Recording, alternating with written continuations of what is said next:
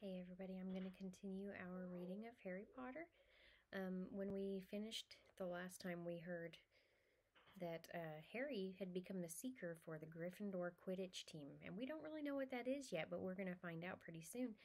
And also, they were going to go have a duel with Malfoy in the trophy room, right? At every turn, Harry expected to run into Filch or Mrs. Norris, but they were lucky. They sped up a staircase to the third floor and tiptoed toward the trophy room. Malfoy and Crabbe weren't even there yet. The crystal trophy cases glimmered where the moonlight caught them. They edged along the walls, keeping their eyes on the doors at either end of the room. Harry took out his wand in case Malfoy leapt in and started at once. The minutes crept by. He's late. Maybe he's chickened out, Ron whispered. There was a noise in the next room made them jump. Harry had only just raised his wand when he heard someone speak, and it wasn't Malfoy. Sniff around, my sweet. They might be lurking in a corner. It was Filch speaking to Mrs. Norris. Horror-struck, Harry waved madly at the other three to follow him as quickly as possible, and they scurried toward the door, away from Filch's voice. They're in here somewhere, they heard him, probably hiding. This way, Harry mouthed to the others, and petrified, they began to creep down the long gallery full of suits of armor. They could hear Filch getting nearer. Neville suddenly let out a frightened squeak and broke into a run. He tripped, grabbed Ron around the waist, and the pair of them toppled right into a suit of armor. The clanging and crashing were enough to wake the whole castle. "Run!" Harry yelled, and the four of them splinted down the gallery, not looking back to see whether Filch was following. And they swung around the doorpost and galloped down one corridor and then another, Harry in the lead, without any idea where they were going. "I think we've lost them," Harry panted. "I told you," she said, clutching at her chest. "I told you." "We got to get back to the Gryffindor Tower," said Ron, quickly as possible. "Malfoy tricked you," Hermione said to Harry. "You realize that, don't you? He was never going to meet you. Filch knew someone was going to be in the trophy room. Malfoy tipped him off." Harry thought she was probably right, but he wasn't going to tell her that. "Let's go." It wasn't going to be that simple. They hadn't gone more than a dozen paces when a doorknob rattled and something came shooting out of a classroom in front of them. It was Peeves. He caught sight of them and he gave a squeal of delight. "Be quiet, please, Peeves. You'll get us thrown out." Peeves cackled. "Wandering around at midnight. Ickle first he's tut tut tut. Naughty naughty, you'll get caughty." "Not if you don't give us away, Peeves, please." "Should tell Filch, I said." "I thought I should," said Peeves in a saintly voice, but his eyes glittered. "It's for your own good, you know." "Get out of the way," snapped Ron, making a swipe at Peeves. This was a big mistake.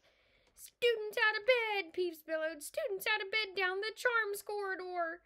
Ducking under Peeves, they ran for their lives right to the end of the corridor, where they slammed into a door, and it was locked.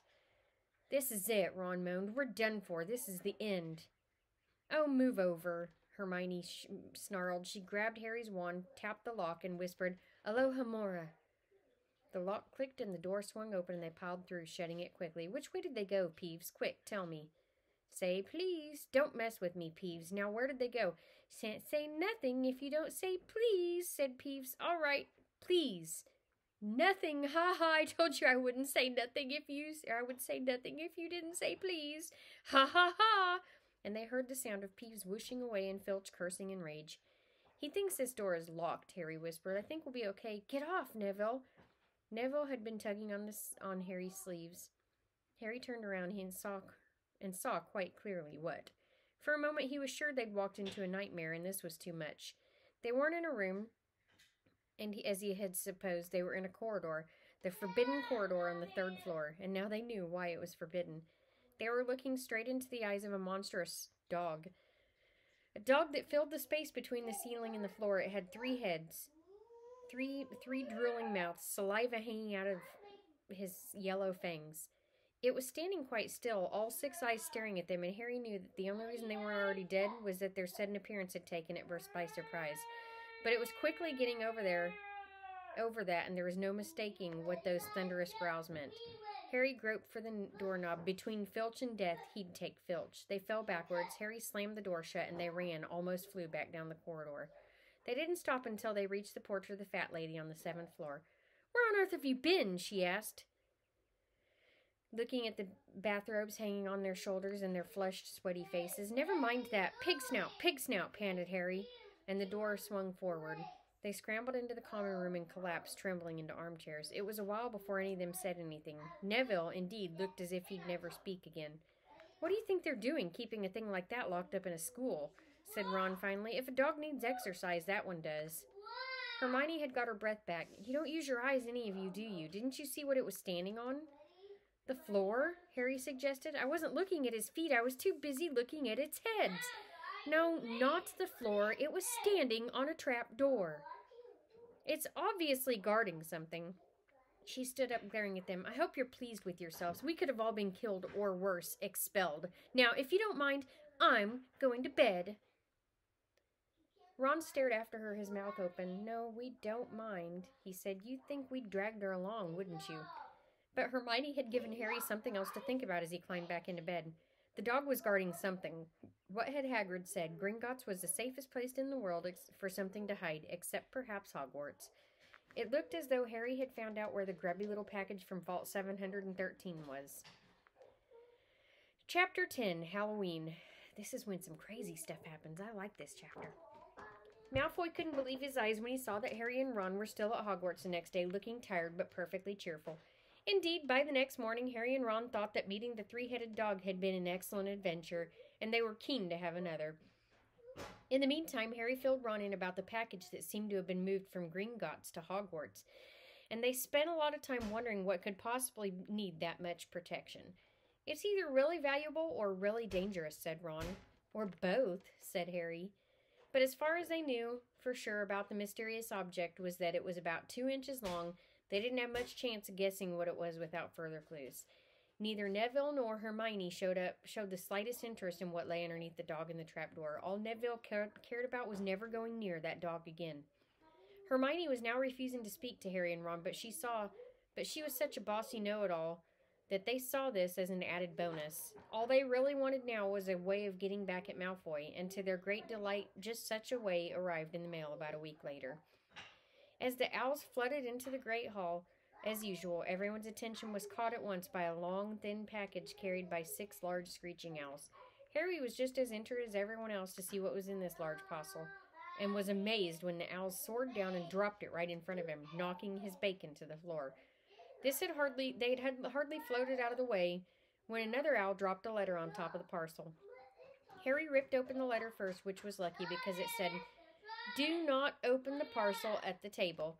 It contains your new Nimbus 2000, but I don't want everybody knowing that you've got a broomstick or they'll all want one. Oliver Wood will meet you tonight on the Quidditch field at 7 o'clock for your first training session. Professor M. McGonagall." Harry had a difficulty hiding his glee as he handed the note to Ron. "A Nimbus 2000, Ron moaned enviously. "I've never even touched one." They left the hall quickly, wanting to unwrap the broomstick in private before their first class, but halfway across the hallway they found the upstairs barred by Crabbe and Goyle. Malfoy seized the package from Harry and felt it. "That's a broomstick," he said, throwing it back to Harry with a mixture of jealousy and spite on his face. "You'll be in for it this time, Potter. First years aren't allowed them." Ron couldn't resist it. "It's not just any old broomstick," he said. "It's a Nimbus 2000. What did you say you've got at home, Malfoy? A Comet 260? Ron grinned at Harry. "Comets look flashy, but they're not in the same league as Nimbus." "What would you know about it, Weasley? You couldn't even afford half the handle," Malfoy snapped back. "I suppose you and your brothers have to save up twig by twig." Before Ron could answer, Professor Flitwick appeared at Malfoy's elbow. "Not arguing, I hope, boys," he squeaked. "Potter's been sent a broomstick, Professor," said Malfoy quickly. Yes, that's right," said Professor Flitwick, beaming at Harry. "Professor McGonagall told me about the special circumstances, Potter. And what model is it?" "A Nimbus 2000, sir," said Harry, fighting not to laugh at the look of horror on Malfoy's face. And it's really thanks to Malfoy here that I've got it," he added. Harry and Ron headed upstairs, smothering their laughter at Malfoy's obvious rage and confusion. "Well, it's true," Harry chortled as they reached the top of the staircase. "If he hadn't stolen Neville's Remembrall, I wouldn't be on the team." "So I suppose you think that's a reward for breaking rules," came an angry voice from just behind them. Hermione was stomping up the stairs, looking at the package in Harry's hand. "I thought you weren't speaking to us," said Harry. "Yes, don't stop now," said Ron. "It's doing us so much good." Hermione marched away with her nose in the air. Harry had a lot of trouble keeping his mind on lessons that day. It kept wandering up to the dormitory where his new broomstick was lying under his bed, or straying off to the Quidditch field where he'd be learning to play that night. He bolted his dinner that evening without noticing what he was eating, and then he rushed upstairs with Ron to unwrap the Nimbus 2000. Wow, Ron sighed as the broomstick rolled onto Harry's bedspread. Even Harry, who'd known nothing about different brooms, thought it looked wonderful, sleek and shiny with a mahogany handle. It had a long tail of neat straight twigs and Nimbus 2000 written in gold near the top. At 7 o'clock, Harry left the castle and set off in the dusk toward the Quidditch field. He'd never been inside the stadium before. Hundreds of seats were raised in the stands around the field so that spectators were high enough to see what was going on. At either end of the field, there were golden poles with hoops on the end. They reminded Harry of the little plastic sticks Muggle children blew bubbles through, except that they were 50 feet high. So basically, they're big giant poles that have a circle on them like this. That's what they look like. The Nimbus 2000 turned whenever he wanted at its lightest touch. He was too eager to wait for Wood. He mounted and kicked off the ground. What a feeling. He swooped in and out of the goalposts. Harry Potter, come down. Oliver Wood had arrived. He was carrying a large wooden crate under his arm. Harry landed next to him. Very nice, said Wood, his eyes glinting. I see what McGonagall meant. You really are a natural. I'm just going to teach you the rules this evening, and then you'll be joining team practice 3 times a week. He opened the crate. Inside were 4 different size balls. Right, said Wood. Now, Quidditch is easy enough to understand, even if it's not too easy to play. There are 7 players on each side. 3 of them are called chasers. 3 chasers, Harry repeated as Wood took out a bright red ball about the size of a soccer ball. This ball is called the quaffle. The chasers throw the quaffle to each other and try and get it through one of the hoops to score a goal. 10 points every time the quaffle goes through one of the hoops. Follow me? The chasers throw the quaffle and put it through the hoops to score, Harry recited. So that's sort of like basketball and broomsticks with 6 hoops, isn't it? What's basketball? Said Wood curiously. Never mind, said Harry. Now, there's another player on each side who's called the keeper. I'm keeper for Gryffindor. I have to fly around our hoops and stop the other team from scoring. 3 chasers, 1 keeper, said Harry, who was determined to remember it all. And then play with the quaffle. And they play with the quaffle. Okay, got that. So what are they for? He pointed at the 3 balls left inside the box. I'll show you now, said Wood. Take this. He handed Harry a small club, a bit like a short baseball bat. I'm going to show you what these bludgers do. These two are the bludgers. He showed Harry 2 identical balls, just black and slightly smaller than the red quaffle. Harry noticed that they seemed to be straining to escape the straps inside the box. Stand back, Wood warned Harry. He bent down and freed one of the bludgers. At once, the black ball rose high in the sky and then pelted straight at Harry's face. Harry swung at it with the bat to stop it from breaking his nose and sent it zigzagging away in the air. It zoomed around their heads and shot at Wood, who dived on top of it and managed to pin it to the ground. See, Wood panted, forcing the struggling bludger back into the crate. The bludgers rocket around, trying to knock players off their brooms. That's why you have 2 beaters on each team. The Weasley's twins are ours. It's their job to protect their side from the bludgers and try to knock them toward the other team. So, you got all this? 3 chasers try to score with the quaffle. The keeper guards the goalpost. The beaters keep the bludgers away from their team. Harry reeled off. Very good, said Wood. Have the bludgers ever killed anyone? Harry asked, hoping he sounded offhand. Never at Hogwarts. We've had a couple broken jaws, but nothing worse than that. Now, the last member of the team is the Seeker. That's you, and you don't have to worry about the quaffle or the bludgers, unless they crack my head open. Don't worry, the Weasleys are more than a match for the bludgers. I mean, they're like a pair of human bludgers themselves. Wood reached into the crate and took out the 4th and last ball. Compared with the quaffle and the bludgers, it was tiny, about the size of a large walnut. It was bright gold and had little fluttering silver wings. This, said Wood, is the golden snitch, and it's the most important ball of the lot. It's very hard to catch because it's so fast and difficult to see. It's the Seeker's job to catch it. You gotta weave in and out of the chasers, beaters, bludgers, and quaffle to get it before the other team's Seeker, because whichever Seeker catches the snitch wins his team an extra 150 points. So they nearly always win. That's why Seekers get fouled so much. A game of Quidditch only ends when the snitch is caught, so it can go on for ages. I think the record is 3 months, and they had to keep bringing on substitute players so the players could get some sleep. Well, that's it. Any questions? Harry shook his head. He understood what he had to do all right. It was doing it that was going to be the problem.